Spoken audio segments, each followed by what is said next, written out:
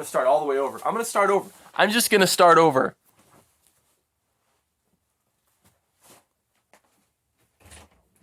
Mackenzie, come here. Come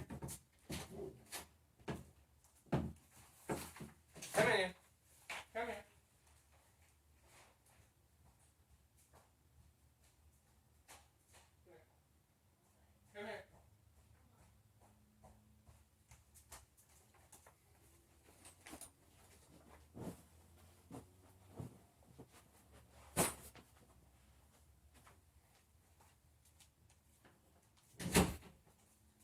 Sit in that chair right there. Why? Sit in the green chair. Just sit in the green chair. Sit there right now. Get down. Sit down right now. No. Hi, it's me, Cosmic Nothing, back with some more hilariously bad content. And I wanted to celebrate the Deadwax challenge that I've missed out on so much because it's almost the end of March and all my friends are on like day 25 or day 30.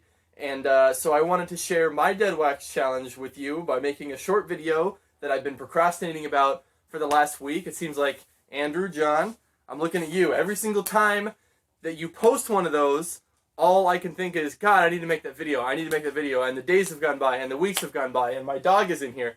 And so I wanted to share with you and with whoever wants to watch this some albums from my collection. It's not going to be 30 of them because I didn't want to pick 30 of them. So I picked 10 in no particular order, and I am going to share them with the world and share them with my friends and my family and whoever else is watching. And here they are in no particular order, starting with Quebec by Ween. My wonderful partner in crime, Valkenzie, bought this for me for Christmas a few years ago. And a funny story about this album. Why are you laughing? I don't know. I'm sorry. A funny story about this album is I was going to go eat with my family at Chili's or Applebee's or something, and they were going to pick me up, but I was walking around already for some reason like I used to do, and I had my music on, and I put this album on, and I'm really happy that I walked to the restaurant that day instead of getting picked up, because I discovered a wonderful album. Thank you for the commentary, Pepper, and it's a great album. A lot of you probably know It's Gonna Be a Long Night if you played Tony Hawk 2. That's what I first heard it on. But this album, that song really is not what this album sounds like. It's actually kind of a step away, I feel like, from a regular Ween song, but it's a really good Ween song, and I do recommend it. Transdermal Celebration being, like, I think the bigger song on this one. It's got this really cool animated music video on YouTube that I saw that some fan made or something. I don't know. I don't know all the background on it. My favorite song on this album is actually probably The Argus or Chocolate Town. Those are really, really good songs, and I recommend you go check them out. But Quebec by Ween from like 2003, I think. Really enjoyed that. And if you pull it out here, we got the lyrics. It's a double LP, and you got the lyrics here, and I believe it's just the black pressing there. I don't think there's any special gumball, marble, bowling ball colors. They always have some funny, silly name for them. This is an older one. This is Remain in Light by the Talking Heads. It has that, that song everybody knows, Listening Wind. Just kidding. Once in a Lifetime is on this. It's really, really good. My first introduction to the Talking Heads was on SCTV. There's a skit with Rick Moranis and Dave Thomas, two of my favorites, and they put the music video for Once in a Lifetime on. And I know you're probably familiar with the song, but everyone may have not seen the music video. I don't know how to speak the English language right now, but check out the music video. It's really weird. David Byrne's just swimming, and it's like, I don't know. It's weird. Just watch it. It's really, really good. But this whole album is really good. Born Under Punches is a great song as well, but definitely check this out. And Brian Eno. I didn't even know that. I'm just reading the back as I'm talking to you, but Brian Eno and David Byrne worked on this. Brian Eno produced it. And so, if it has his name on it, it's probably going to be great. But Remain in Light, the Talking Heads, it's classic. It's a really, really good one. Probably a 9 out of 10, if not a 10 out of 10. Definitely listen to this album if you have never listened to it. We're moving right along here. This is Propaganda by Sparks. Now, and it's on the floor. We'll just show you the album cover. So anyways, it literally fell out. This is so thrashed. Whoever had this before me, really did not take that good of care of it. It doesn't matter. It's okay. We're going to put it on the floor. Nice and easy. So I was actually torn because I have this one and I have Angst in My Pants, and those are two really, really good albums. My dog is trying to eat the slice of licorice pizza here. Pretty topical joke there. Well, this is a really cool album cover because they're tied up on the front and then they're in the back, and it's a crazy thing. They talk a little bit more about it in the Sparks Brothers movie, which you should watch. It's on Netflix. It's amazing. My silhouette is in that movie. I don't know where, but I'm in the movie, so it's pretty exciting to see a silhouette that may or may not be me in one of the crowds at one of the LA shows that they did. But anyways, back to the album.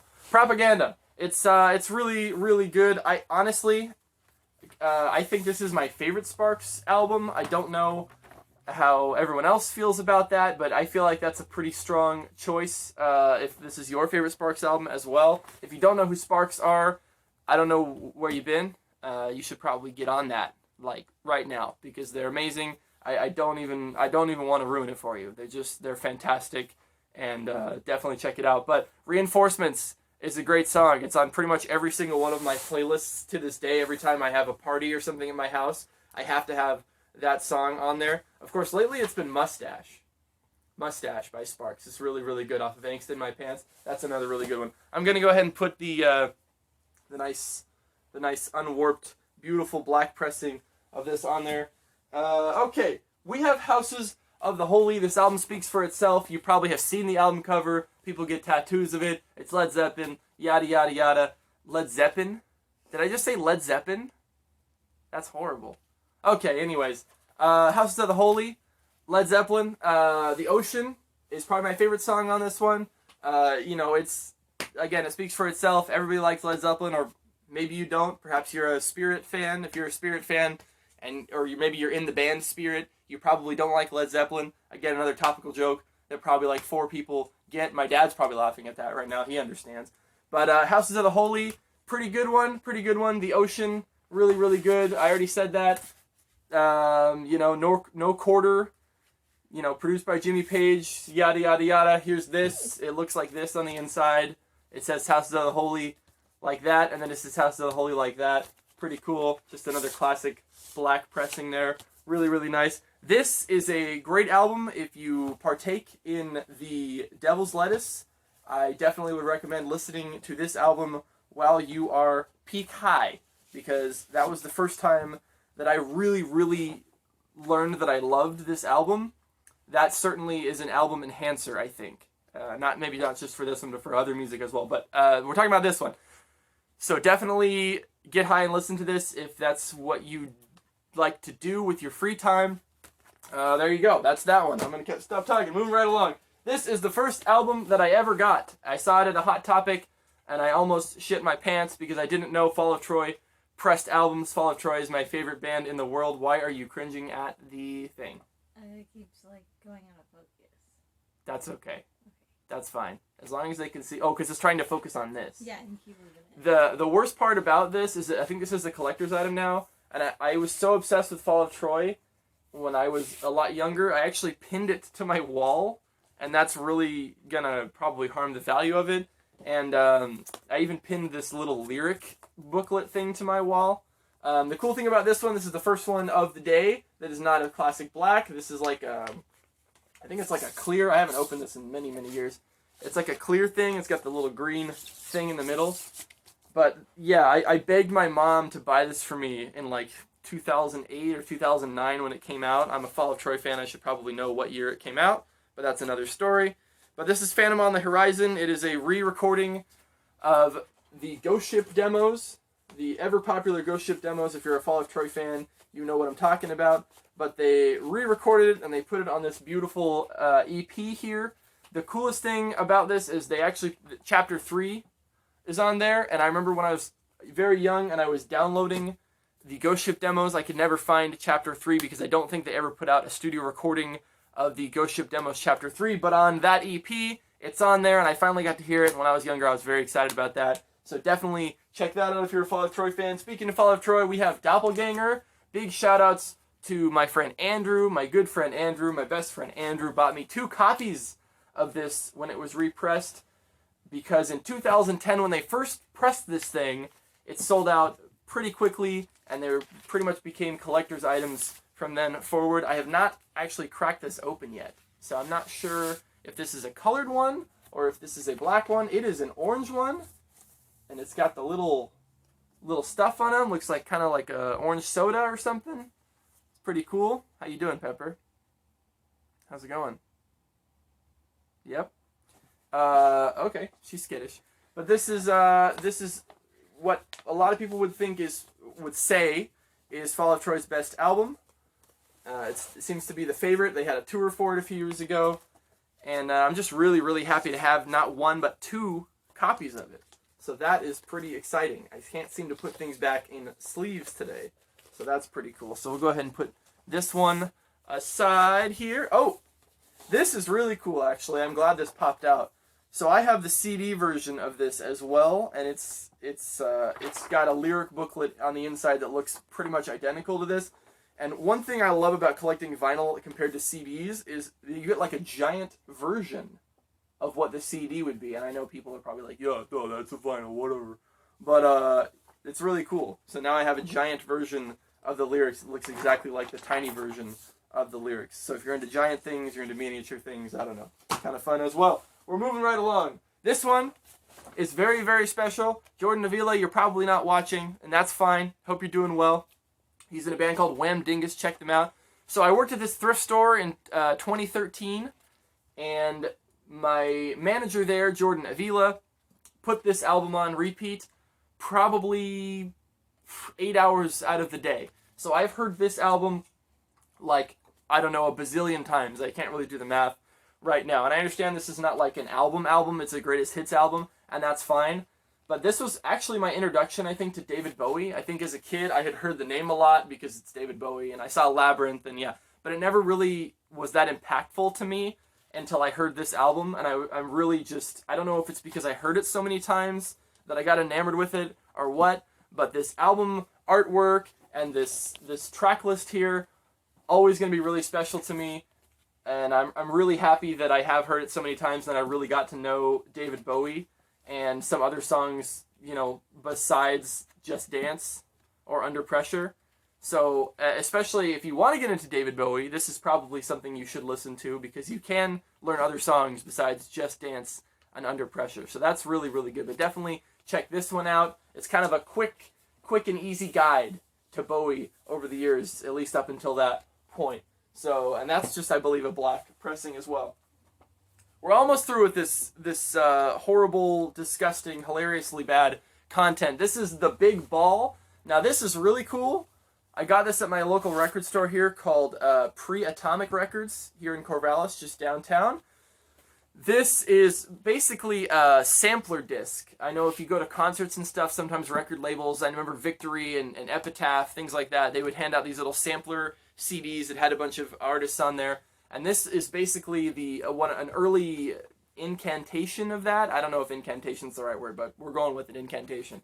So it's a sampler disc, it's a double album, and it kind of tells you what's on there.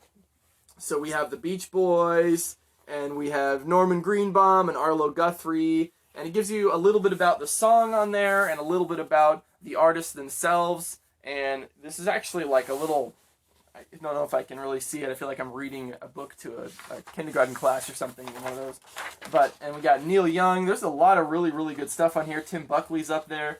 So I was really, really excited to see this because I used to collect those albums, those sampler discs from the concerts and stuff. And so to get this was really cool to think that, like, yeah, back in the day they had those as well, and they were just these really cool things. But it was actually the album artwork that really caught my eye. It was in a dollar bin at that record store, and I was like, The Big Ball. I really like that very minimalist album cover. So yeah, really, really cool. I would love to get some more of these. I'm sure there's some other really cool stuff on them. We're moving along. This is a Dianetics record from the Church of Scientology that my friend who works at Factory Records in Costa Mesa, California, was throwing out. I don't think I'll ever get around to listening to it because it's not in the best shape, but that is all right with me. I collect a lot of this old Scientology stuff just because it's fun, it's wacky, I like it. It's good stuff. But this is the Dianetics Student Practice, Modernized Scientology for Student Practice by L. Ron Hubbard. And like I said, I haven't listened to it because of the shape that it's in, but I believe that he just reads a little bit from Dianetics or something. I'm not exactly sure about the auditing process. I have no idea. And we got this little story of Dianetics thing on the inside. But this is really, really cool to have. I think it was another Dollar Bin record, and it is just absolutely thrashed. It kind of just sits in the back of my record collection, to be honest, but it's really cool to have, and every time someone looks through the vinyl, I'm like, oh, you got to check this out. It's a Scientology record. It's like the coolest thing that they've ever done. That's so cool. Okay, last but not least, this is another $2 bin find at Bionic Records in Cypress, California. My dad actually found this, and what's interesting about it is my grandfather is on this. Ray Williams, right there, is on this album, and he's actually right here on the front, blowing into that trumpet right there, and it's really cool. I believe it's just a jazz album. I haven't listened to it. I know my grandfather was in a whole bunch of different jazz bands throughout the years. He toured through Canada and I think Asia, and I'm not really sure where else. I know he went around. So it's really cool to get this on vinyl. I had no idea that it was even on vinyl.